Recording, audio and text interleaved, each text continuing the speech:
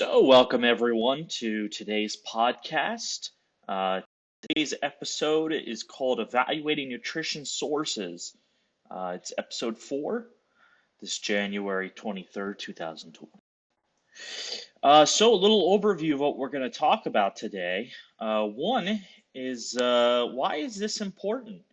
We're going to discuss how this relates to Steve Jobs' story and death and the obesity epidemic in America. Second thing we're going to discuss is information literacy, how that's defined and how important it is. We're going to talk about my qualifications to speak on these things and why should I be a form of evidence, or rather a segue to better evidence. 5, we're going to talk about my stepwise approach to researching nutrition questions, one that I've developed over time that I just find is streamlined and practical. Okay, and so we're going to break down what that stepwise approach is. I'm also going to share some reliable resources for you, including websites, books, that sort of thing. I'm going to make a plug for registered dietitians and why it is that registered dietitians are the nutrition experts above most others. Actually, practically above virtually all others. But anyway, I'm also going to ask you to like and subscribe at the end and check out my references if you're so interested. So why is this important? Steve Jobs died of a highly treatable form of pancreatic cancer, but because of his personal beliefs, which he didn't really test scientifically, or he didn't really evaluate his sources very well, Jobs gravitated towards a fruitarian diet in an effort to cure himself of cancer.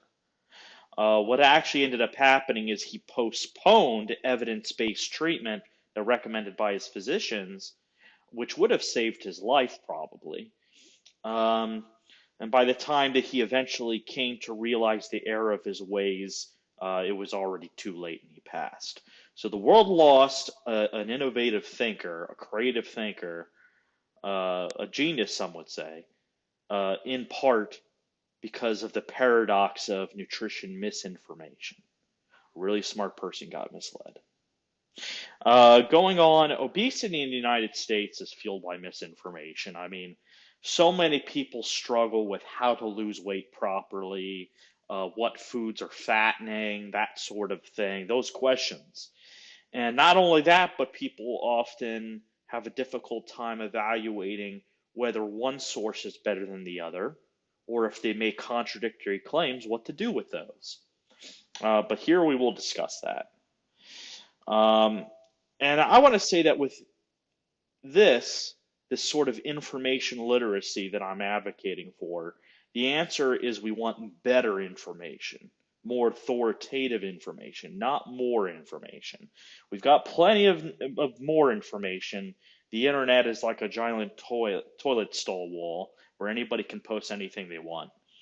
And sometimes it's just crude and unsophisticated and bad for your brain.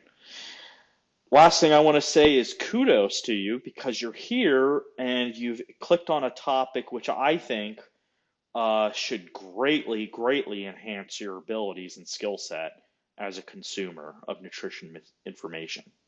So thank you for that, and I will do my best and honor that. Going on here, information literacy. How do we define it? Well, according to the American Library Association in their report to the United States government, they defined information literacy as a skill set which recognizes when information is needed, and those folks with information literacy have the ability to locate, evaluate, and very important, and use effectively the needed information. Again, it's about better information, not more. That's what information literacy is all about.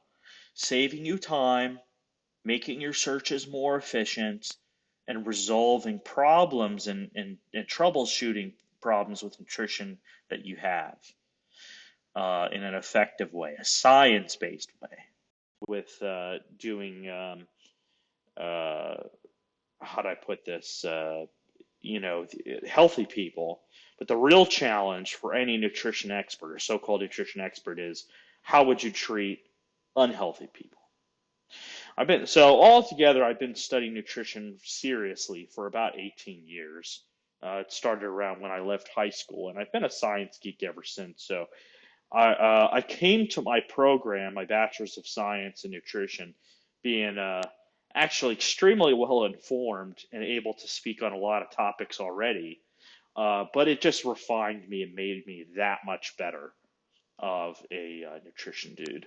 Evidence hierarchy, way down here, uh, case report, sectional editorials, and expert opinion is actually at the very bottom of the evidence hierarchy. So even my opinion is at the very bottom of this evidence hierarchy, which is why I highly encourage people to. So my stepwise approach and overview of it, again, we're first going to define a research question. And the importance of defining the research question is really so we've got something that we can measure, that we can determine if we've succeeded in our search. We can also determine if certain information is falsifiable, that is easily contradicted by other better evidence. That's something that's big. We're also going to check eatright.org, which is the official website of the Academy of Nutrition and Dietetics. It's like the American Medical Association for nutritionists, like real nutritionists, registered ones, and highly qualified ones.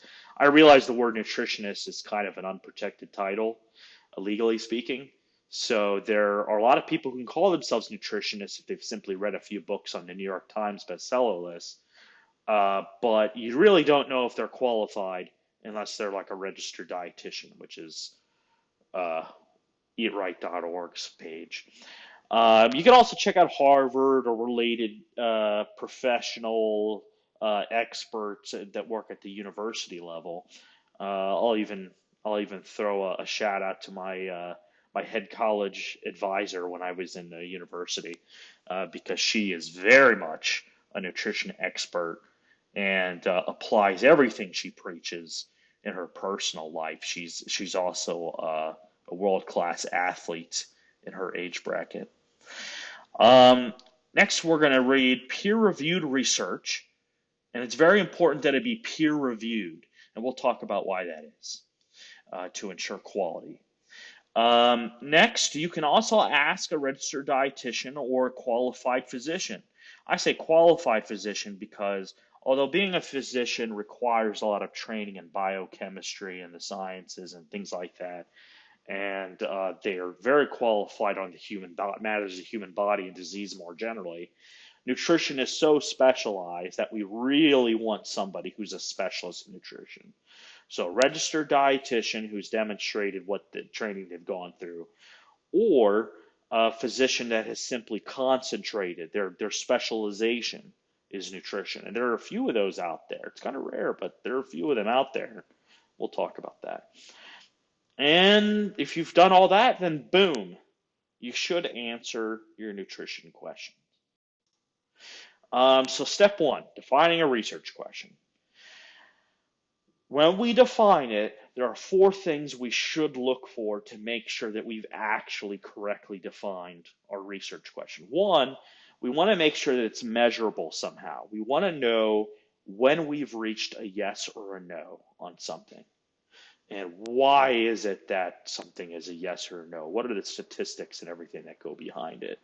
It's sometimes just as well for us to know that it's measurable and not to worry too much about doing actual statistics. Smart people do that all the time. But it's nice to be kind of familiar with statistics if you aren't already, because it helps you understand how they came up with certain numbers, why certain numbers are so strong as evidence. You only know that really with statistics background. But okay, so next we want to make sure that our research question is falsifiable. And what that means, and this is crucial in science, probably more crucial than measuring and everything else, is that in science, points are awarded for disproving an idea. And that's because you're disproving your bias in the process. It's not like, damn, I hate myself. It's like, well, how could I be wrong? And how would I know if I'm wrong? You need to define that. Next thing is I advise using professional terms. That may be a little difficult at first unless you actually Google what those professional terms are. Uh, but for example, if I wanted to research the question of diabetes, there are, a professional might look more specifically at that. Am I interested in type 2 adult onset diabetes? Or am I really more interested in that kind of childhood or teenage years diabetes called type 1, which results from an autoimmune disease? That's way different than a diabetes like type 2, which largely results from weight gain or insulin resistance related to fat. But anyway, using professional terms will help you in your search because professionals speak in language that we each understand, but that maybe lay people don't. So that will help you, definitely. The last thing here is I think you should define really, and we kind of hinted at this, but you really need to define when you feel that you've reached the end of your research. When have you reached a conclusion? What would that conclusion look like exactly? All this seems like it should go without saying, but actually deliberately going out and following this process of defining ensures that you have a thorough, truly scientific question that can be researched and not just something that's going to pull up Reddit posts or blogs. And Cochrane Reviews is exactly that. Cochrane Reviews collects as much variety of research as they can on something and sort of synthesizes it and tells you, well, what's the overall big picture that we think? Over here. So another thing I want to mention here is that when I'm looking at peer-reviewed evidence, I always, always, always look to make sure that before I make a claim based on it, that those studies have been replicated in either different populations or similar populations or whatever. I make sure that they're done with Americans, with humans, that sort of thing. A lot of rat studies are great, but unfortunately, there are metabolic differences, very important ones between us, that doesn't hold out. I'll give you a case example. You remember that, right? That's bad evidence. But anyway, it's not the best, but it does give a good example. Is that a long time ago, saccharin was actually made illegal by the Canadian government based on early research that suggested that consuming saccharin and artificial sweeteners like Sweet and Low actually produced bladder tumors in rats. Now, where that went wrong is that there is a fundamental difference between rat metabolism and human metabolism that later on, when they tried to replicate those same studies in humans, they ran into a problem. Not to mention there were other methodological problems, such as a lot of studies used amounts of saccharin that were virtually impossible for any human to reasonably consume. So we're talking about artificially high levels. And one thing you'll find out is if you drink enough of anything or eat enough of anything, including water, you can die. That's called hyponatremia, by the way, which is like low salt is what it means. But anyway, going on. I ask people for step 4, especially if they're troubled and they're perplexed and they don't know where to go with the information that they have, or they have contradicting information or whatever, I do ask them to ask a registered dietitian or the qualified physician I mentioned. Dietitians can help interpret the research based on their experience so they know whether stuff actually applies in the real world or not. I also recommend that people find a dietitian that you can actually jive with, that you get along with, that understands you and is willing to work with you. Same thing goes with any healthcare provider, right? We've all met those doctors and nurses and everything that just seem indifferent to us, or having a bad day or whatever, or that are dismissive, or really don't even want to entertain the time of day, maybe because they're busy or whatever. And those are not going to be our best sources because we want people that respect our need to know and respect our concerns. about the evidence and stuff. So like I said, qualified physicians are rare because of the amount of specialization needed, but they are available. Um, and yeah, so there's that.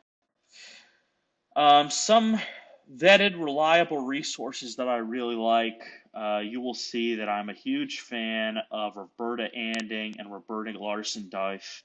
I'm not really sure why they're both named Roberta and they're both spokespersons for the Academy. Seems to be a thing. I don't know, maybe they're filling a quota somehow for Roberta's. But anyway, Roberta Anding taught a really good Great Courses course, which is available at that website called Nutrition Made Clear. It's extremely comprehensive and covers a wide variety of nutrition topics, so you really get a great understanding and a big picture of nutrition. Course is extremely thorough, and she's highly qualified. She's one of Baylor's finest. Also another thing, and I should mention that I did the Nutrition Made Clear course a long time ago, before I even finished high school, really. So like I've sort of built on that and improved upon my findings from watching that since then. Roberta Larson-Dife has a really great book, which is extremely comprehensive. It covers just about anything you need to know about nutrition, and it's pretty cheap as far as books go. It's great. She's also an Academy spokesperson, so she speaks with authority on this. Walter Willett and other university experts. Hey, I've got a link there for Walter Willett if you want to figure out who the heck is Walter Willett. I also got a link down there to Jorn Grant Hendrickson, who is my highly esteemed, highly respected, and highly expert former unofficial advisor at college. She ended up becoming the lead for the department and has been holding that down ever since, expanding and growing it and doing great things. She's very expert, experienced in the practical world. Her qualifications include sports medicine as well as cardiovascular nutrition as well. Those are her big research areas. I also recommend going to the Eat Right website, including their evidence analysis library, if you have access to it. That's going to be a gold mine of good information and discussion about the state of the evidence. You can actually sort of see there played out. Oh, what's the weight of the evidence for this versus that and everything, and how to reconcile those and make sense of it all. Harvard's nutrition source is great. Again, Cochrane reviews. Again, you want those. You want that highest quality evidence, so I highly suggest Cochrane reviews. So please hit like and subscribe. I cannot emphasize this enough. If you want to hear more content, if you want your questions answered, I'm going to hold you to it. Darn it, if you haven't liked any of my posts or commented or participated in any way, but you suggest nutrition topics, guess what? I'm going to give priority to my viewers. So, fair enough? Fair enough. Lastly, here's a few references. Everything else has been pretty thoroughly referenced within the presentation, so I will leave you at that. Again, please like and subscribe. Please. Darn it.